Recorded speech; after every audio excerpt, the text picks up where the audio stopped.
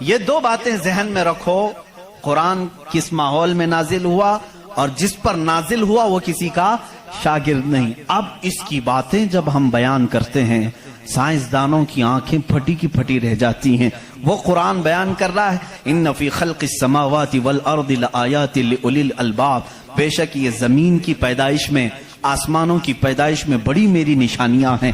اللہ فرما رہا ہے رات کو ہم زائل کرتے ہیں، اسی سے دن نکالتے ہیں۔ قرآن یہ کہہ رہا ہے وَجَعَلْنَا مِنَ السَّمَاءِ، آسمان سے اللہ تبارک و تعالیٰ نے وَجَعَلْنَا السَّمَاءَ سَقْفًا مَحْفُوظًا، قرآن کہتا ہے ہم نے آسمان کو ایک محفوظ چھت بنایا ہے۔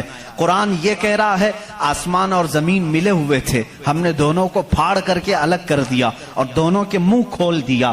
یہ قرآن اس زمانے میں کہہ رہا ہے علم فلکیات جس کو آسٹرونومی کہتے ہیں، علم ارضیات جس کو جیو فزک کہا جاتا ہے، زمین کے معاملات، آسمان کے معاملات جاننے والا اس زمانے میں کوئی نہیں۔ اس وقت قرآن کہہ رہا ہے آسمان و زمین ملے ہوئے تھے، ہم دونوں کو پھاڑ دیے، ہم نے ان دونوں کو پھاڑ دیا اور دونوں کے منہ کو کھول دیا۔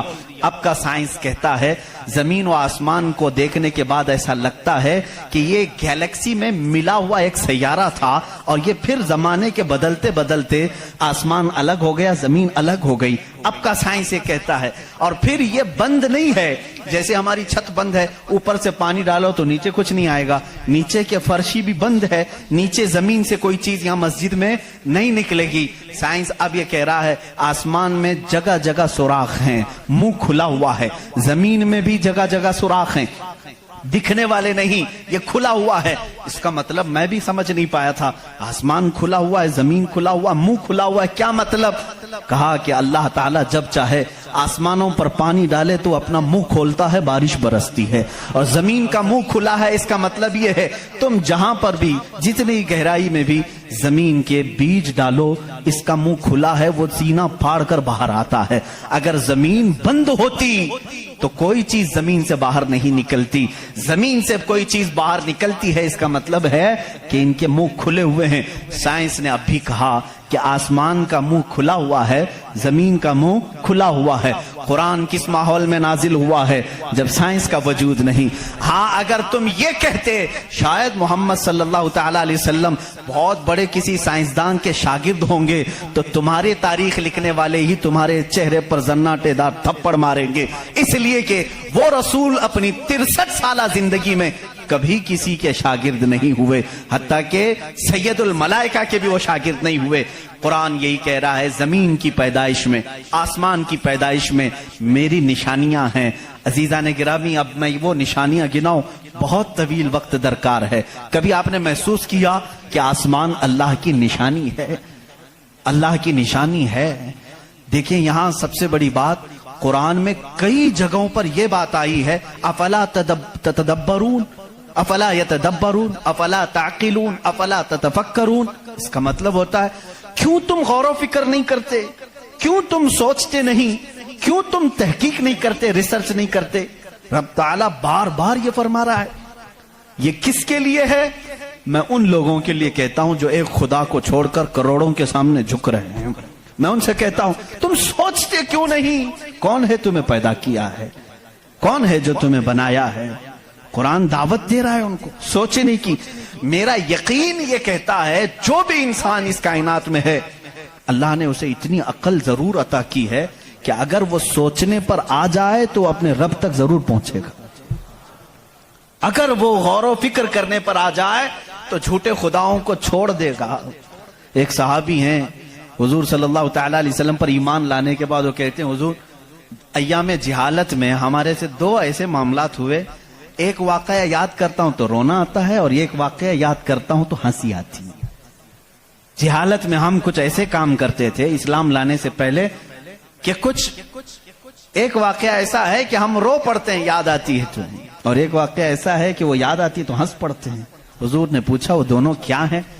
انہوں نے کہا جہالت میں جب ہمارے گھر بیٹی پیدا ہوتی تو ہم اس کا گلا مروڑ کر دفن کر دیتے تھے، ہم نے اپنے ہاتھوں سے کئی بچیوں کو دفن کیا، وہ جب بھی یاد آتا ہے تو رو پڑتے ہیں، رونا آتا ہے۔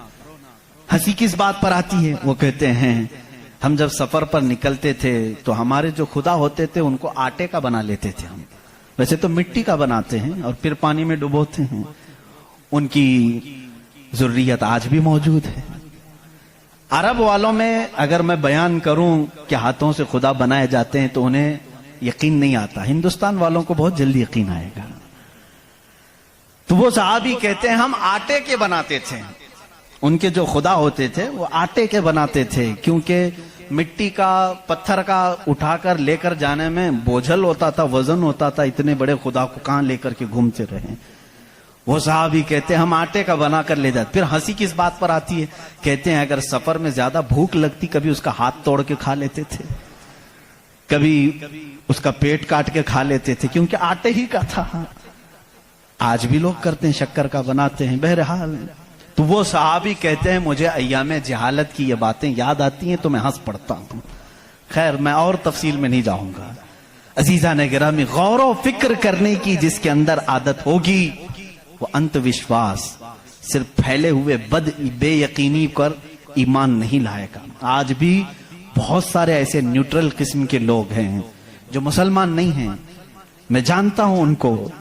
वो खुद आइडल वर्शिपर्स नहीं हैं, वो खुद इस बात का इनकार करते हैं कि अपने हाथों से बनाई हुई चीज की इबादत कैसे की जाए।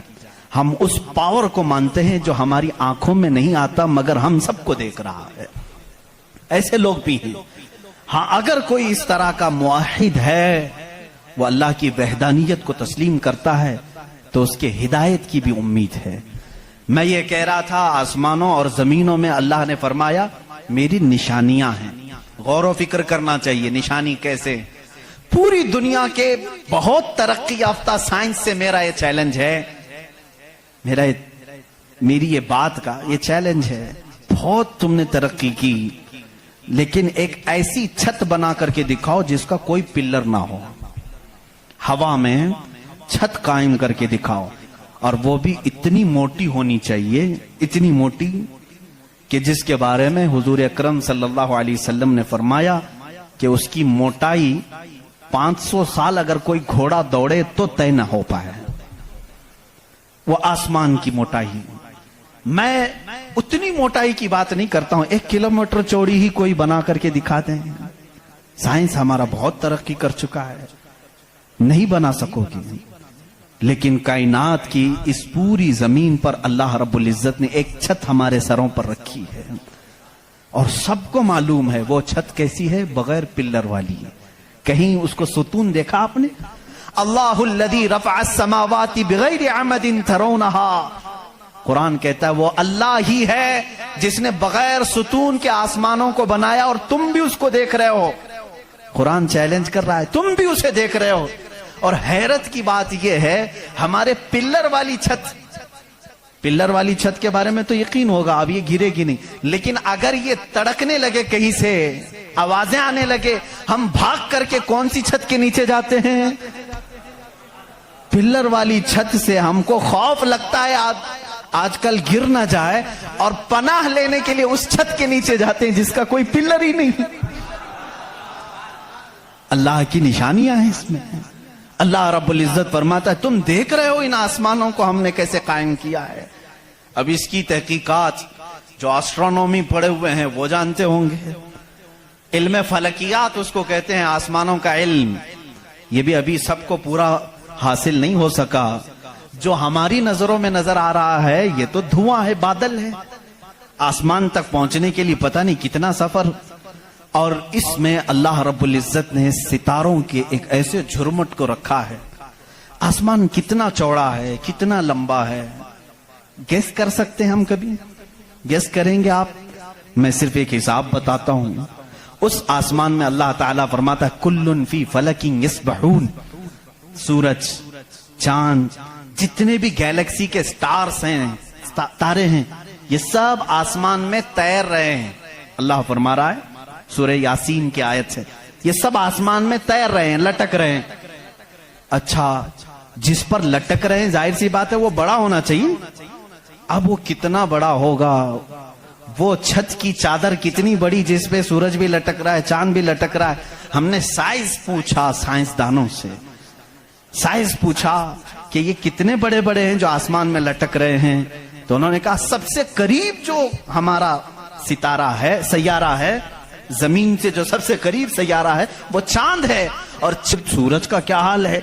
कहा सूरज जमीन से 13 लाख गुना बड़ा है, 13 लाख गुना बड़ा।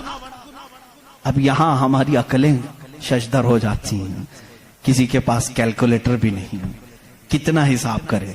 13 लाख गुना बड़ा जमीन से, हमारे तस्वुर में नहीं आता। वो कहां लटक रहा है? आसमान में।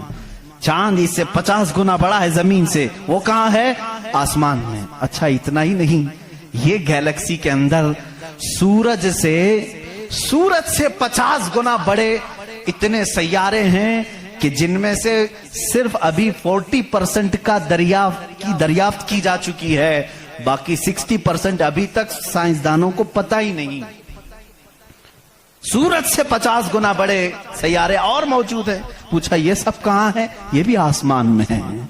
इसीलिए मेरे मौला ने फरमाया बेशक आसमानों की पैदाइश में उसकी बड़ी निशानियां हैं। अब मेरे अजीजों आओ, तुम्हें अपने घर की छत डालने के लिए कितने दिन लगते हैं, कितने वर्कर लगते हैं, कितने मजदूर लगते हैं, क्या क्या इसके लिए सामान लगते हैं, ये सब तुम्हें मालूम है जिन्होंने छतें डाली।